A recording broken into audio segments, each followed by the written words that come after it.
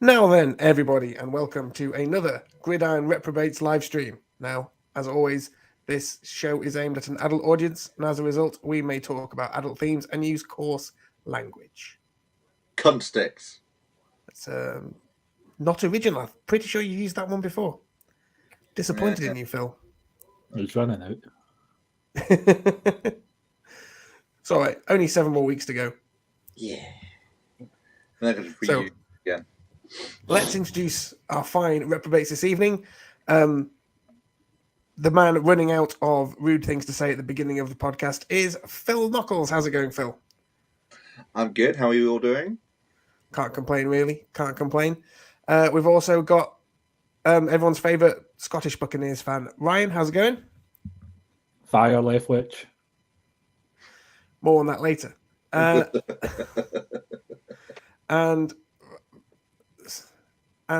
finally, someone for who everything is coming up orange. Baz Verbeek. How's it going, Baz? It's a blessed day. I wonder why. Germany that and is. Belgium are gone from the World Cup.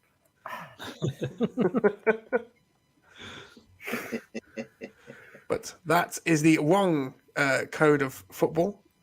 We are not going to be talking about anything to do with round balls tonight because we have a full show of NFL football to talk about. And the first thing we're going to do is talk about our picks for predicting the week 12.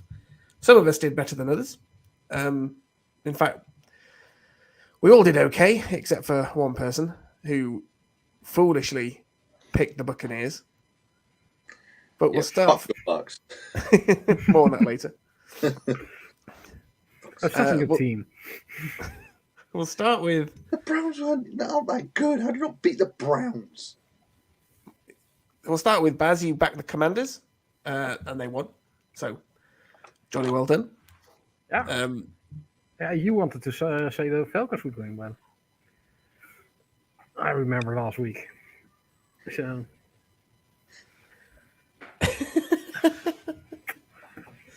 Ryan, you picked the Jets. The Mike White Renaissance is happening. It's So- a thing. That was a bit of a gimme with Fields being inactive. Yes, Yeah. we And we it's weren't not sure. often the Jets are a gimme. weren't sure when we were making these picks about Justin Fields' status, so we'll let you off. But it was fun to see how much more competent the Jets looked with even bang average quarterback play. Very funny. As we've already mentioned, Phil, you picked the Tampa Bay Buccaneers, and we'll get onto the Tampa Bay Buccaneers very shortly. And I pulled one out of the bag by picking the Jacksonville Jaguars to beat the Baltimore Ravens. Very chuffed about that. Very chuffed indeed. That was an impressive pick. I have to say. Did not see that So- one coming. Yeah. I thought it was a little out there, but I did think it could happen. Yeah, well, it's still clearly think- Yeah, the did. Ravens can't close games out. Yeah, I still think the Ravens win that game 4 times out of 5. Yeah, but I think for the Jaguars it was a very important game, especially for Trevor Lawrence. Kind of a score of age in the NFL, so. I felt He is like- looking better and better as the season progresses. It's almost if you write off last season and consider this to be Trevor Lawrence's rookie season, I think we'd all have a very different impression of Mr. Lawrence. But because he had to put up with the absolutely ridiculous season last year with Urban Meyer, his reputation is somewhat tarnished. But he's gone from strength to strength this year. He started off a bit shaky, but he's looking more and more confident. He's reducing the mistakes he was making at the beginning of the year. I'm not sure he's quite the best quarterback prospect since Peyton Manning, but competent NFL quarterback he's certainly becoming. Yeah, give him a bit of time, and especially with the first few weeks, you can't really blame him for being shaky, considering what happened last year. Because even if you consider this as a rookie season, it clearly wasn't, and he needed to get over what happened. So This was a guy that never lost till pretty much like his second year in college. He lost his first game. So, and in the NFL, it was his first regular season loss, I believe. So, and he had a historically bad coach. I think he's the only NFL coach that lasted like less than 12 games. yeah. So we'll give Mr. Lawrence a bit of a break on that front. I think the Jags, if you're a Jags fan, it's not the end of the world. You're clearly building towards something. You just need a bit of injection of talent at certain positions, and you'll be okay. Yeah, but with the way it's looking, getting talent will be easier next year. Yeah, because With Peterson and Lawrence looking much more comfortable, people will want to play there now. So yeah, it's not like last year where they had to overpay for anybody. Yeah, it's suddenly a much more pleasant looking place to go play. definitely. Yeah. If you're a wide receiver, all of a sudden, hey, there's someone throwing me the ball that looks normal. All those Denver Broncos receivers be like, ooh. A functioning Competent quarterback play. Someone's birthday party I'd like to go to.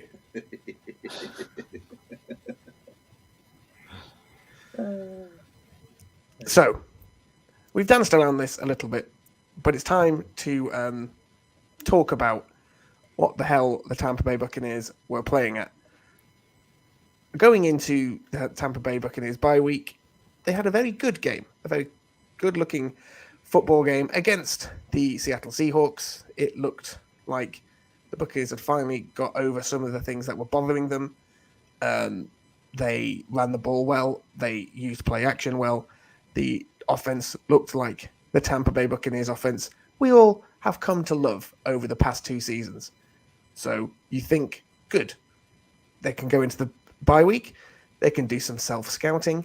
And they can come out of the bye week with a good plan going forward for a tricky slate of games that will lead them into the playoffs with a good head of steam. But what they actually did instead was not do any of that and go back to what the plan was before the Seattle game. The most frustrating thing from the game itself was the very first run from scrimmage was a really nice off-tackle run where we'd gone with a tight end and a wide receiver in the slot to the left side. The left tackle blocked the defensive end out. The two wide receivers and the wide receiver and the tight end crashed in and made a delightful off-tackle running lane for a 35-yard gain. Brilliant. This is exactly how the day is going to go, thinks I. And we would have run that play over and over and over again, right? No, we didn't go back to it once. We continually running duo to the left side, where our weakest guard spot, over and over and over again, like it's a broken record. It's really frustrating when you think they'll have definitely done some self-scouting. They know they need to use more play action. We used a lot of play action against Seattle, so we'll run a lot of play action to beat a not terrible Browns team. You know, they've still got some savvy. They've got a good running game, and if you let them hang around in games, they could prove dangerous. But no, we ran play action twice instead of like the 10 times we ran it against the Seahawks. And then after the defeat, our head coach comes out and says he didn't want to call a timeout to preserve time for a game-winning drive because he was worried that Tom Brady would throw an interception. Tom Brady has thrown 470 passes this season and has thrown 1 interception in those 470 passes. So I am really frustrated because if you can't get the game plan together coming off a bye week with the amount of talent the Tampa Bay Buccaneers have, then you're not fit to coach them, basically. So yeah, fireballs, fire Leftwich. I'm with you, Ryan. Yeah, they're holding back our strengths and our talent with what they're doing right now. The thing, it was the timeouts were obviously annoying, but with 2 minutes odd left, we had the ball on the Cleveland 37-yard line, 4th and 2. Now, they're not going to kick it because Suckup, I think the weather was bad, but Suckup is also, he can't kick past 50, pretty much. No. You might get a couple, but you're not going to risk giving them good field position with a field goal. You don't punt from Cleveland's 37 because why the hell would you do that? You've got Tom Brady. We'd converted 4th and 2 earlier in the game in our own half. Surely there's a play there where you go, yep, we're going to go win this game. And if you don't get it, it's option number 2, you kick the field goal. So that's the 2 options you have. And Todd Bowles came up with a third option of taking a delay of game, taking us back to the Cleveland 42, and then punting, which went for a touchback, gaining the defense a mighty 17 yards of field position compared to either going for it in 4th and 2 and getting potentially a more comfortable field goal attempt, or trying to kick in the first place from the 37, which I agree. You can't not go for it there. He said to try and defend 17 yards of field position when they go up and they just pass the ball down the field anyway, and give them their due. That catch by Njoku on the 4th down, the touchdown was unbelievable, but you gave them the chance to do that, and then you also put Devin White on coverage with David Njoku as well, which never leads to good things. They're playing scared. They're not playing to their strengths. They keep saying you can't play action without, or you can't do play action without having a good run game. That's total bullshit. It is complete and utter bullshit. I'm sorry. We are the worst run team in the league, I think, but we're in the top 5. We play action in terms of the success. I think is the EPA success with play action, but we're the worst. So right there, you don't need a running game to have an effective play action game. And what we've seen against the Seahawks is we use play action so much to our strengths. That's when we started to run the ball well as well, because the defense on the other side is going, shit, what they're going to do here, and it leaves a bit more space open as well. So if anything, the play action should improve your run game. You don't need a run game to run play action. They're just putting the team into positions to not succeed right now, and they're not doing anything about it, and I don't know why. And it's pissing me off. It's very frustrating, because this is the most annoying thing about the whole thing. Is this is it? You know, we've mortgaged our future for another run at the Super Bowl. So if this isn't it, then we're rebuilding, and we're gonna be letting a lot of veterans go, and we're gonna have to start over with a new quarterback, and we're gonna have to invest in youth because we won't have the money, because we pushed it all into future seasons for another run with this particular group of players. So if this isn't it, then we're in for a couple of years of pain before we're back to being anywhere close to it. So for it to have gone from last season, which was one of the best offensive performances ever for a Buccaneers team, narrowly missing out on beating the Rams, that was a really good game. I think they beat us fair and square, to be honest, in the end. It was a blown coverage. It was a blown. Yeah, well, it wasn't. I didn't feel gypped out of the win. They were really good. We were really good. It was a close game. So and it was a good season. So, and then the season before that, we won the Super Bowl. So for it to fizzle out like this, and for us to give up 6 punts after scoring our second touchdown against the Browns is unacceptable, especially because this defense is actually playing really well. They're a top 7 or 8 defense consistently game to game, and if we can score 21 points in most games, then we'll have won all but like 3 of our games. So we'd be cruising towards the playoffs right now. But no, we can barely scrape together 15 points a game. It's very frustrating. And the most frustrating thing about the whole thing is we don't seem to have changed anything. We just keep continuing banging our heads against the wall, doing the same thing game after game after game, thinking, well, this will just work. And it's not. It's not going to work. The defenses have seen what other teams have done against us. We've got to change things up. There are ways and means of doing that, but no, we're just going to keep running duo and taking deep shots. Yeah, we're playing well when we use play action. We're doing well when we're no huddle. We seem to slow the game down far too much on offense. When we go no huddle, we're doing well. There might be a part of when it's kind of end of the game, other defenses are playing kind of prevent, and it's a bit easier to get those yards. But even we just abandoned the run game in the second half at the weekend there, and K. Doughton, after having a brilliant game in Germany, wasn't to be seen. Mm-hmm. You've got Cameron Bray still out getting targets and snaps, and the guy can barely move now, especially after a lot of concussion injuries early in the season. He's not really been effective at all. And then all of a sudden, K. Doughton's just not in the game plan.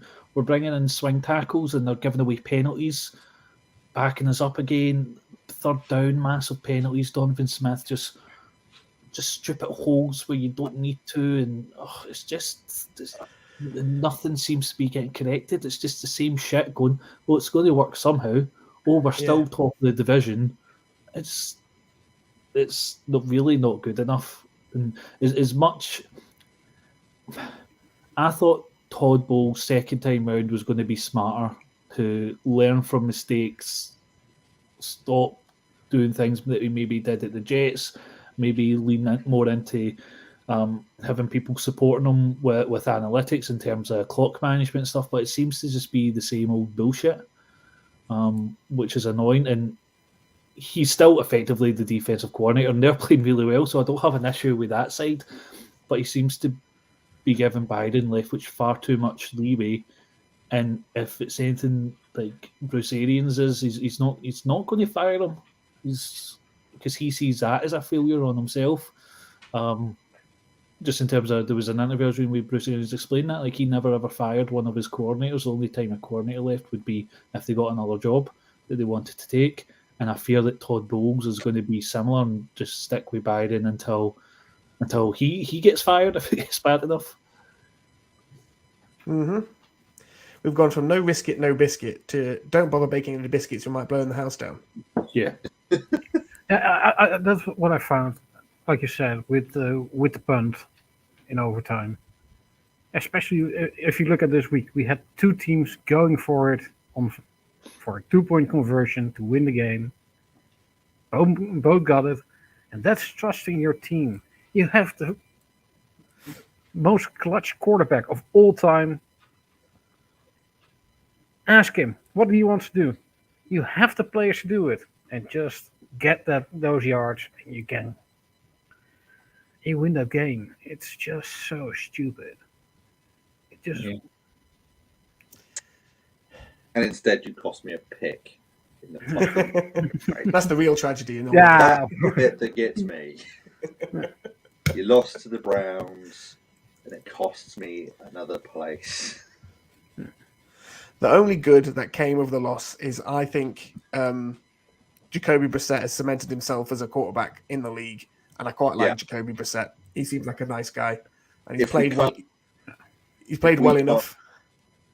Geno next season, for if Geno does leave the Seahawks at the end of this year, I'll take Brissett as a replacement for now. If we can't get a top pick, even if we can, just as someone to nurture them in. Brissett is what he is, and what he is a competent, not great NFL quarterback. Mm-hmm. I hope he gets another job at the place. Huh? He's not Deshaun Watson. Well, he's also positive. That's a big positive, yeah. Sorry, we've taken up a good 15 minutes of the podcast there with some come to Jesus Let's be moments honest. This is part therapy session, so.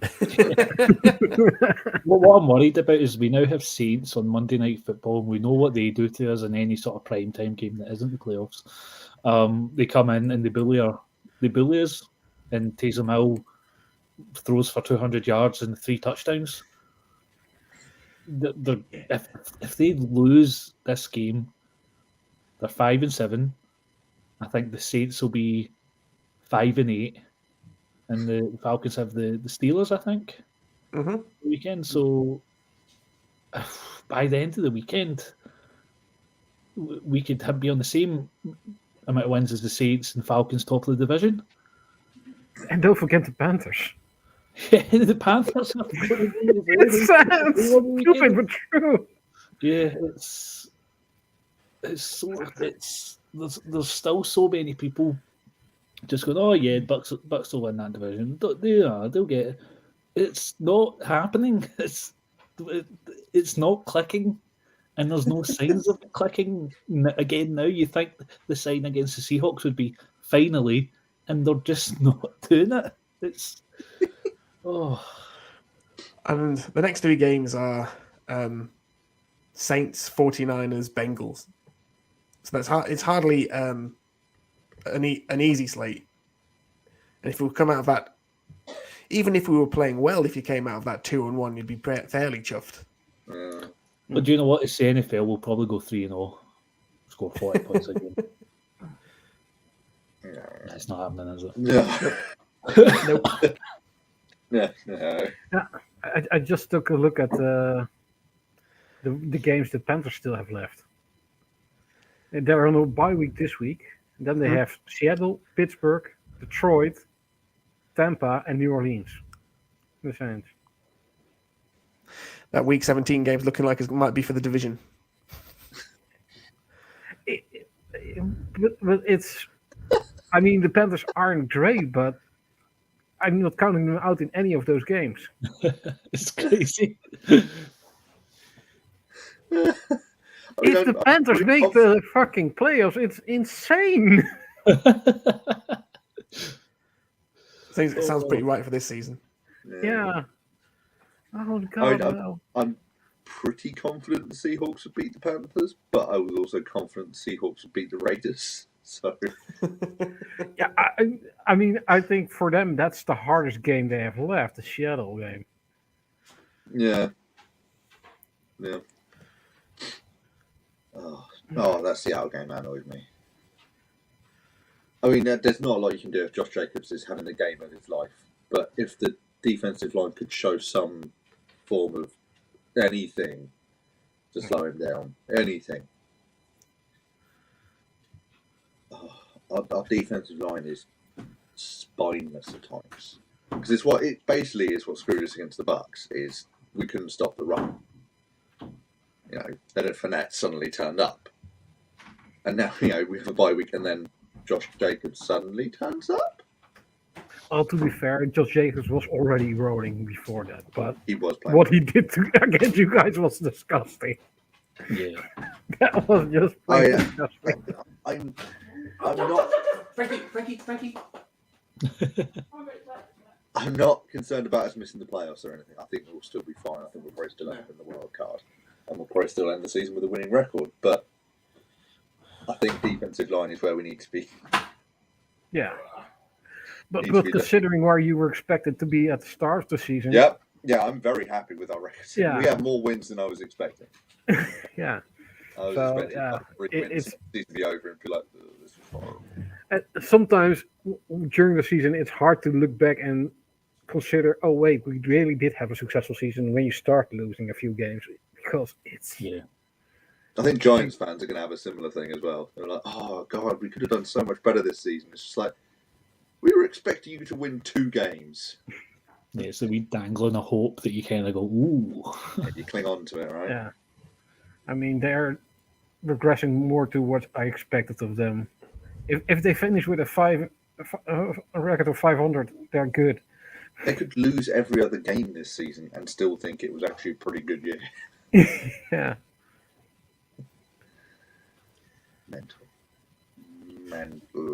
Yeah. You sorted your dog out now, Will. Well, my wife was trapped in the living room as well, so it's a. Release the I'm not wife. sure what's going on in that household then when you trapped your wife. She trapped herself, to be fair. Yeah, sure she did. So, we got anything else we want to talk about from the weekend's NFL action before we dig into our preseason predictions and how silly they look right now? Well, the Packers keep losing. And That makes me happy. Yeah. Rodgers hurt may actually be a chance for them to see what Jordan Love has. He looked good when he came in. Yeah. Well, They did say that Rodgers is going to play against the Bears, though. Yeah. Which is probably silly, but funny at the same time. But then again, what are the chances of the Bears defense hurting him? Yeah. They are bad this year. So much worse than expected. It doesn't help that they then traded away their two best defensive players. True. It's going to make it worse. And do we know if Justin Fields is still out? Yeah, but then again, doesn't matter. They don't. I'm not saying it would just make it more entertaining rather than being boring. Yeah, with Mooney gone, there's nothing left on the Bears at all. Cole Kmet? But yeah. Claypool. Yeah. But most annoying thing to say, I think the Packers have found their wide receiver for the future.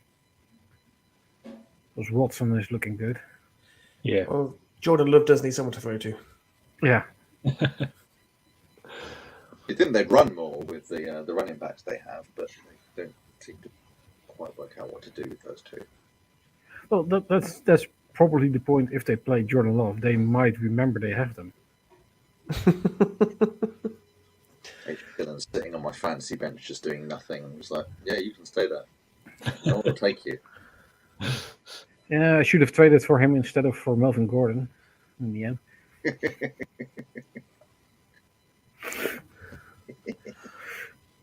Okay. The last thing I would say is just really, really quickly is I know it was just the Rams, but Mahomes looked unbelievable again. They were just kind of like trying new things, but see some of the throws they made. Oh my God, they were beautiful. It's scary how good he is. Scary. He's just on his way to pick up the MVP this year, so. Yeah. Yes. Well deserved. Yeah. Sadly. All right. Let's do it. Let's pull the plaster off and let's talk about our preseason predictions and let's see how silly they are. So we'll start with who is going to win each division. So we all said that the Buffalo Bills will win the NFC East, which still might happen. I think the Dolphins are going to give them a good run, though. Yeah. Yeah. I still feel good about that one. Yeah, it could happen. Now, this one, I think we've all got this one because we all said that the Ravens were going to win the North. And I think the Bengals are now going to win the North. Yeah. The Ravens have shown an inability to finish teams off and put them to bed. Whereas the Bengals have kind of found an offensive identity this year. Yeah, they've changed. They changed at the beginning of the year. They were super predictable. You could tell exactly what they were going to do by how they lined up. So now they always line up in the same formation, and that's done wonders for them. Yeah. Plus their O-line has taken a massive step forward during the year. Definitely in pass blocking terms, it definitely has. Yeah. At the start of the year, it was paper towel pretty much, and now they're giving Burrow the time, and with the offensive weapons they do have, and Burrow is just a top 5 QB in the league at the moment. So. The only thing I would say with that though is if you look at both teams' schedules, is I think Ravens is a lot easier. I think the Ravens, I've got them here. I've got Broncos, Steelers, Browns, Falcons, Steelers, and then Bengals. Whereas the Bengals have the Chiefs, the Browns, the Bucks, the Patriots, the Bills, and then finish with the Ravens. Ouch. Yeah. The Chiefs and the Bills still to go. Yeah. That one sucks. Yeah. So the Ravens have I a mean- lot easier. Yeah. But The Bills possibly lose 2, but one of them will be the Browns. The Ravens also just lost to the Jags. True. So you never know. Yeah. Nope. So yeah, it could very well still be that we're all right. So. Yeah, that, it that, could- that final game could be massive. Yeah. Yes. With each other. Yes, it could. So, AFC South, Ryan and I said the Titans were going to win, and Baz and Phil both said the Colts were going to win. And I think our hatred of Matt Ryan has seen us right there, Ryan. Always does. Yeah, we're taking a big L on that one. Yeah. It's not my worst prediction of the evening, I believe. So Not yet. Those are coming up. So the AFC West, Phil, Ryan, and myself all picked the Chargers, and Baz forgot that Joe Lombardi was the offensive coordinator of the Chargers and picked them. Did I say we picked the Chargers? We picked the Yeah, Chiefs. We picked the Chiefs. Yeah. The three of us picked the Chiefs. Baz picked the Chargers, forgetting about Joe Lombardi. last time I'm ever picking against home. To be fair, it's still the team that's second in that division. It's not like it's the team that's like third or bottom. No. Yeah, but it's just the entire AC West has been disappointing, with the exception of the Chiefs. Well, yeah, the Chiefs have been fine. Yeah, the Chiefs are just the Chiefs. You think I maybe some of the had players expected would them to take a slight step back with the loss of like Tyrann Mathieu and Tyreek Tyreek Hill, Hill. Yeah. and they just look like the Chiefs. As long as they have Mahomes, Andy Reid, and Travis Kelce, it doesn't matter who else is on the field. You know how we all felt watching your fucking Patriots with Brady and Gronk. Or Brady and Moss. Or Brady and Welker. Amendola. White. James White. 3 dump offs turn into 4 touchdowns, It was always nice seeing them go to another team and do absolutely nothing.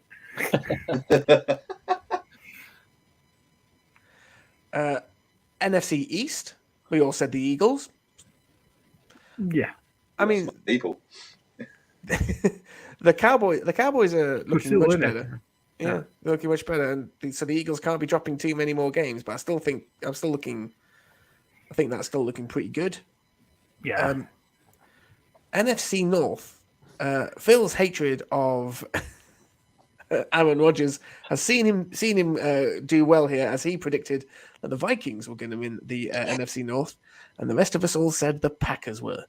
So you see, your hatred of Matt Ryan paid off. My Yeah. hatred of Aaron Rodgers has paid off. the lesson here is make sure you hate a particular amount of quarterbacks, because it'll see you out in predictions leagues. Oh yes. Blind yourself with hatred is the only way. Let the hate flow through you. Yeah. NFC South. Phil, you said the Saints were going to win the NFC South. That The rest might of us be said the right. Bucks were going to win the NFC South, and we could all be right. Who knows what was happening in the NFC South?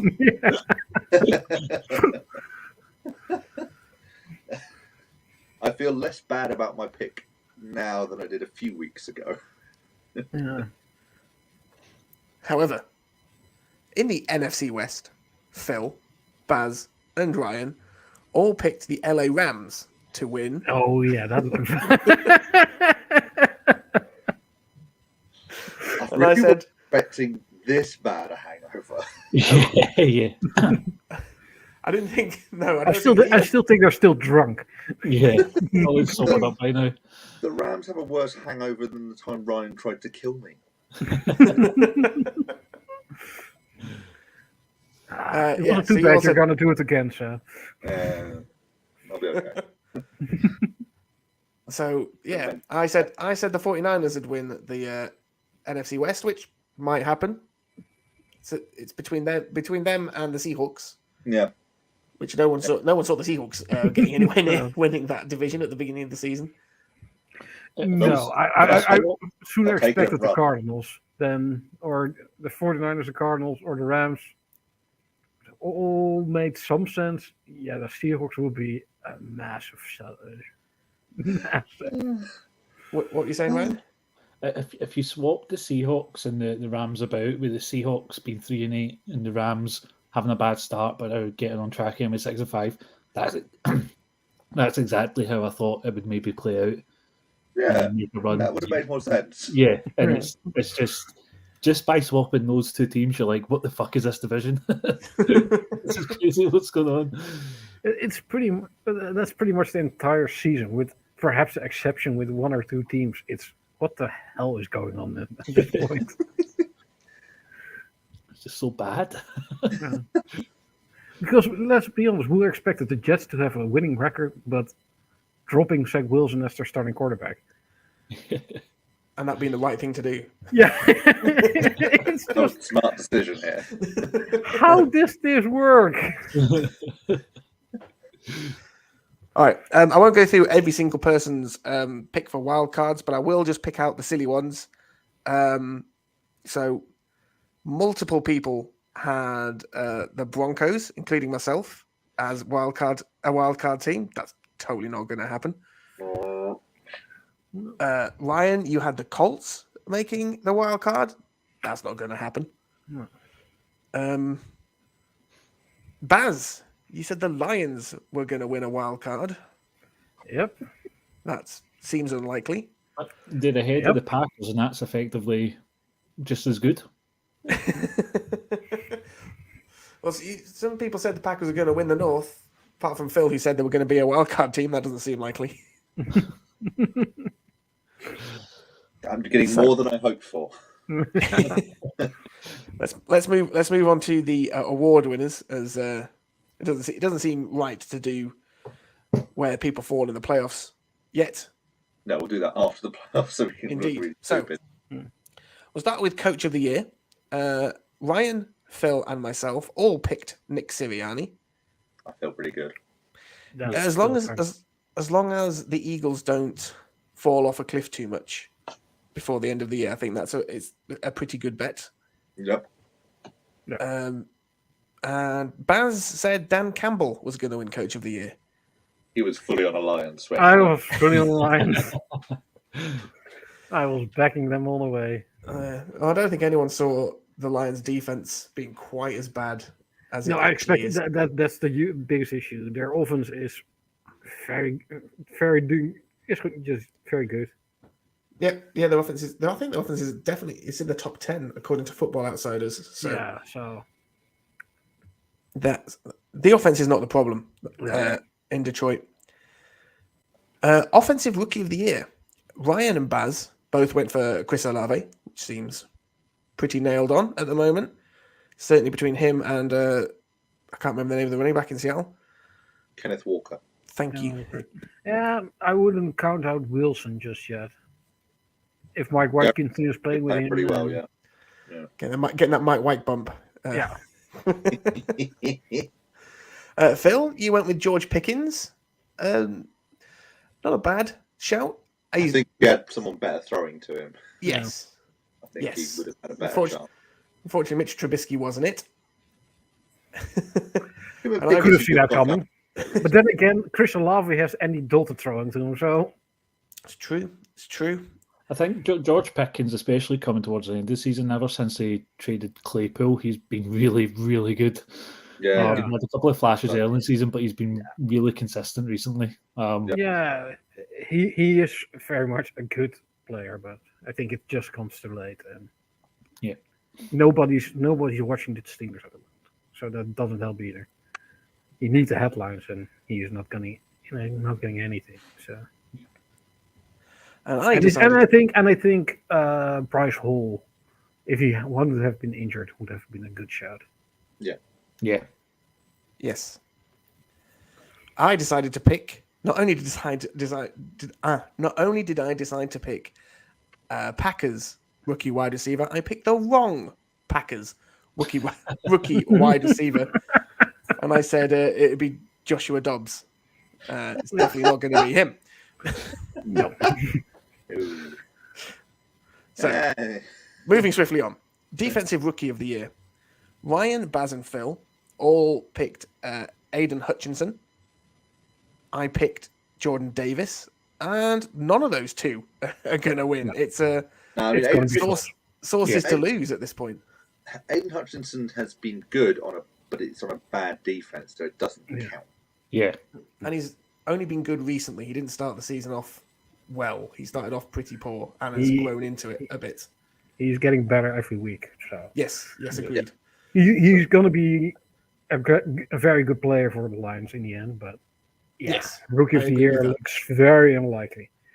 Unless he Sauce. goes off and gets 10 sacks in the next couple of games. It's also- Steve Jackson the next game. Yeah. It's all sauce. It's all sauce. Yeah. So let's talk about our defensive player of the year. I think only one of us is going to get this one right. Ryan, you picked Myles Garrett. He's been playing well on a really bad defense. Yeah, that's your problem. Come on, Mouse. There we go. Baz, you picked Aaron Donald. Normally a good bet, but Not again, going to get it. he's playing on a really bad defense. Yeah. Now, I picked Patrick Surtain, who is having a phenomenal year, playing on a really good defense. But unfortunately, the rest of the team is so tragically awful, he's not going to win it either. no. Whereas Phil, you picked who I think is actually going to win it, Micah Parsons. Yeah. Man's a monster.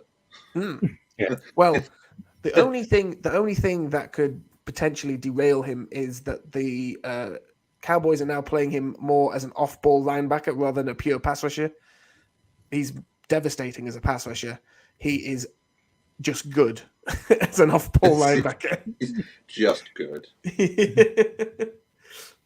But just good off-ball linebackers don't win defensive MVP. No, but I think he's done enough at this point Yeah. to lead that defense. He's leading the league's best defense, and he's doing so in mostly spectacular fashion. Yeah, he can't have too much of a drop-off, and someone else can't accelerate up behind him. Yeah. But at the moment, at the it's his to moment lose. there is nobody no. actually other standouts. So Yeah, there's no sort of individual standard. There's some teams that look good. Defense has been better this year, but yeah, I think it's been mostly teams rather than individuals. So we'll move on to offensive player of the year. Ryan, you went with Tom Brady, who Is having a good year. he's having a very good year. Yeah, he's only thrown one interception. He's fourth in passing yards. He's middle of the pack in passing touchdowns. One interception, but unfortunately the rest of the offense is tosh. I think it's 2 interceptions. He had one on opening night at the Cowboys, and then he had one in Munich ending his Yes. conquer the record. So it is 2, but 2 is really good. And it's just the offense is so bad. He's Yeah. never going to win it. yeah. Agreed. Baz, you said Jonathan Taylor was going to win. Nope. I don't think anybody saw the Colts rushing game going from league leading to league's worst. Yeah. No. No.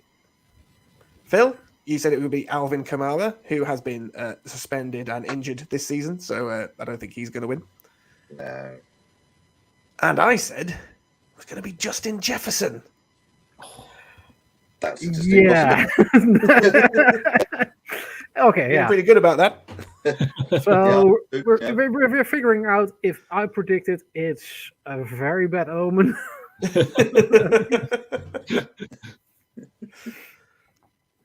Feeling pretty good about Justin Jefferson.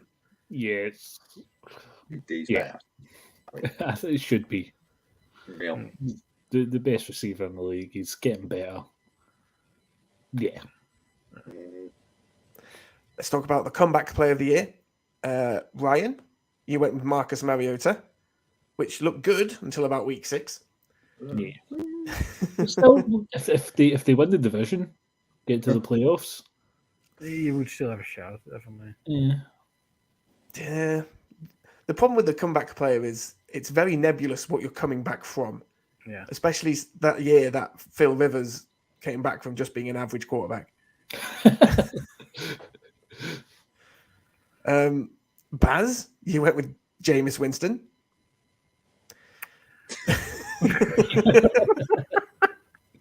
The predictions are even worse than I predicted. Jesus Christ. I mean, if he'd been healthy all year, I think you may have had a shot. Just remind you, the last it, so it's of course he's not going to be healthy. the last time he played, he had a 3 interception game against the Tampa Bay Buccaneers, which caused the Saints to lose, and he hasn't played since then. Jameis is what he does. Phil, you went with Julio Jones, who, unsurprisingly, has been injured for most of the season. He's played well when he's got on the field, annoyingly. Yeah. If he'd been healthy the full year. He's just missed 6 games. Yeah. Yeah. And I went with Chris Godwin, who, if he's been healthy, then he's been injured and not been on the just field. been injured.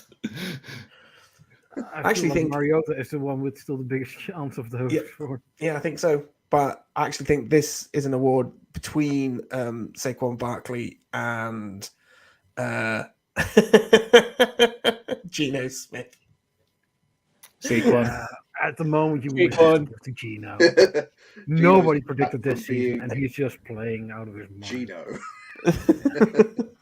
Does this mean Aaron Rodgers is going to be the favourite for it next year? Yes. Oh, could you imagine? Oh. No, I don't want to imagine it. I'm not going to. Smugness. As he plays on the Detroit Lions or something. So finally, the final award we all predicted, and I'll do it in reverse likely order. Ryan, you said it was going to be Tom Brady. For the reasons we said, he's not going to win Offensive Player of the Year, the same reasons he's not going to win MVP. I also forgot that the Chargers' offensive coordinator is Joe Lombardi, and I said it was going to be Justin Herbert. Justin Herbert is playing really well. Yeah. Unfortunately, he's playing really well, and the Chargers still look dreadful. However, Baz and Phil both said Josh Allen was going to be the MVP. No. It's got some legs. I thought, as over a couple of weeks ago, it was close, but yeah, at the moment it's Mahomes is clear. Yeah, I think Mahomes has pulled himself away a bit. Yeah, It's still a possibility. There's still what? 5 weeks left. If Allen goes mental and Mahomes has 1 or 2 bad games, it very much still is in the option, but at the moment it doesn't look good.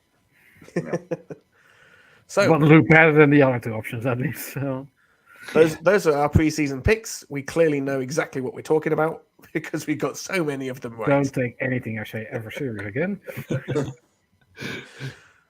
Whatever bandwagon Bass jumps on, run away. At least we know now who's the one who's cursed on this podcast. It started so well as well. Yeah. So, to finish off the show, let's talk about tonight's big game. It's so big I've forgotten who. Oh no, it is a big game.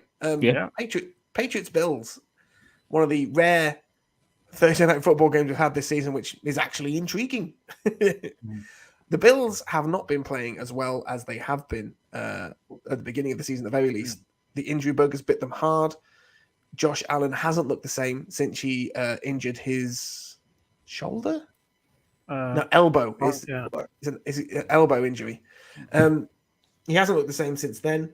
The defense, without the tandem of Poyer and the other guy at safety. Was it Tre'Davious White? He's right, yeah. Yeah. He's a cornerback, but him as well. There's a safety that went out in week 2. He's really good, and I can't remember his name for the life of me. And also, Von Miller is going to miss a significant amount of time as well. Yeah, he's So on IR.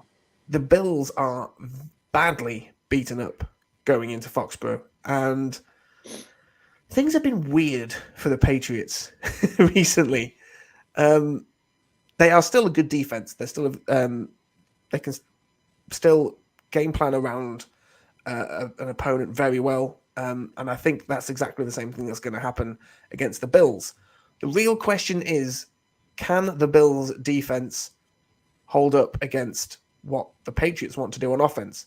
And can Mac Jones be the Mac Jones of last week when he looked half decent, or is he the Mac Jones of the Jets game when he tried to do a good impression of Zach Wilson? Well, not entirely fair. He wasn't that terrible against the Jets. I mean, he wasn't great, but comparatively, he was impression of Mitchell Wilson. And it wasn't his worst game of the season for Wilson, for Mac Jones either. So, yeah, I think that's the thing I'm hoping most for, that the Patriots offense continues to build on last week. The defense has looked good in the past few weeks, but then again, we played Zach Wilson and some not the best offenses in the world. So against the Bills, we should have a chance, I think, especially since, well, Diggs is a great receiver, but he's no Justin Jefferson this year. And with the Bills having no running game other than Josh Allen himself, you can keep that contained a bit more. But if Josh Allen is back to his healthy self, the Bills should win this easily. They are just a much more talented team in general. I disagree that they are the more talented team. Josh Allen is incredibly talented. The receivers are very good for the Bills, are very good. The O-line is really bad. Really bad. It looks so much better than it is because Josh Allen is an incredible pocket navigator. Yeah. But if you watch the All-22 film of any Bills game, there are defenders running through offensive linemen time after time after time. And Josh Allen just kind of doing a little ballet show, pirouetting around them and then completing passes. Yeah, but our O-line isn't what it used to be either. So no, and I think that's one of the biggest issues we have in the past year. Despite all the injuries to the Bills, they still have a really ferocious D-line. Yeah, Ed Oliver is having a cracking season. Really, really going under the radar how good he has become since being drafted 3 years ago. So they're going to miss Von Miller, but Greg Rousseau is also a handy defensive lineman. So, yeah, this is going to be a fun battle of the trenches with Josh Allen. Yeah. I think, especially I think, with it being in Foxborough, would give the Patriots at least a decent chance to win this game. And if we win this game, I think we have a good chance of reaching the wild card spot. And I think it will be very different that the Dolphin fans will be cheering us on. So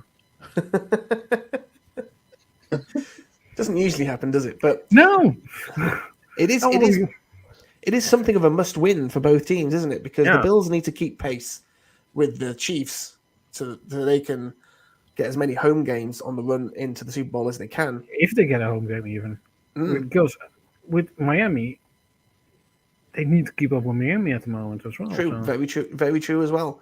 So both teams need to win. The Patriots need to keep their playoff hopes alive, and the Bills need to keep winning to keep their dreams of winning the division alive. Yeah. What about you non-Patriots fans? What do you guys think about the game? I think it'll be closer than it would have been had the Bills. If the Bills were healthy, then I think this isn't that close a game. Bill Belichick will probably coach it, so it's not going to be a blowout, but it still wouldn't be super close. With the injury issues that the Bills have, I can see this being like a one-score game, like a field goal difference between the two. I still think the Bills have got enough to beat the Patriots because I'm not convinced about Mac Jones this year and that Patriots offense, because I'm not sure where they're going to get their points from to score on the Bills. Whereas the Bills have got Josh Allen and Stephon Diggs, and whilst, that's only two guys, it's two very, very good guys, and because of Josh Allen's ability to move and get himself out of any kind of situation, even if the offensive line is a bit shit, it creates easier opportunities for the offense. And he's got good receivers, so all he needs to do is just run away a bit and find them, which he's very, very good at. Yeah. Yeah, I think it's going to be close. The thing that worries me, the two things that worry me, is I think the weather's to be pretty bad in terms of wind. Yes. So you're going to need to be able to run the ball, and I don't think the Bills can as much as the Patriots. If the Patriots are efficient with it, run the ball well, keep the offense on the field, I think they could sneak it. It is the proverbial 6-pointer in the division. So, I think if the Patriots can stay on the field running the ball, and the weather is to be as bad and as windy as it's meant to be, It doesn't look that bad, actually. No. No. Oh, I was having visions of last year when it was when the Patriots passed it 3 times. You know what New England's like, that could change in that. That's true. At the moment, it's 30 miles per hour winds. In the rest of the evening, will only go down to 5 miles per hour. So that should not be an issue. Oh, damn it! That would have been fun. I was by 50 then. Now, actually, if you looked at last year's game with that wind, the Patriots won it with only throwing it 2 times, but the Bills were throwing it pretty well that game in the end, because Josh Arm just could rifle it in. Yeah. So I feel like the Patriots need to do the same though. Regardless, keep the Bills off the field. Don't make any stupid mistakes, and try and make the most of your opportunities when you're on defense as well. With Allen throwing in, say the Patriots defensive line can get to him, can get to most quarterbacks. So I still think it's going to be close. I think, and Thursday Night Football, I'm now subscribing to the theory of if it's going to be close, go with the home team. So you're picking the Patriots. Oh. Phil, who are you picking? I'm taking the Bills. I have faith in Josh Allen. My MVP pick. Yeah. He's to win if he's going to win the MVP. So, yeah. I'm also picking the Bills for the exact same reason. Josh Allen is a monster. I think the Patriots are really going to cause the Bills a lot of problems. But I also think that the Bills' defensive line is going to cause the Patriots a lot of problems. And I think Josh Allen is better at bailing his team out than Mac Jones is, so I'm going with the Bills. And our Pats fan, Baz. Yeah, where are you going? I'm going to have to go with the Bills. You're going with the Bills? I'm cursed, so... I'm changing my pick. Yeah. No, I think the Bills will win this one. So, and if they don't, at least I'm happy that the Patriots won. So. I see what you're doing there. I feel like a Matt Milano pick with. I feel like Mac Jones has troubles at times seeing the linebackers, so I like that's gonna be one. So. Interesting. So, yes, a compelling Thursday night game for a change. I'm not going to stay up and watch it because I'm very tired, but I'm definitely going to watch it first thing when I get up. Thank you very much, gentlemen. Another excellent live stream.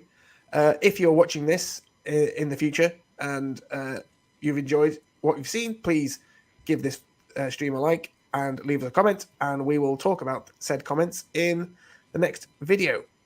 This is a live stream. There is a video. Well, there is a video. Anyway, I'm going to stop stumbling all over my words and bid you all a very good night. So long, everybody. Bye. Aye. Keep waiting.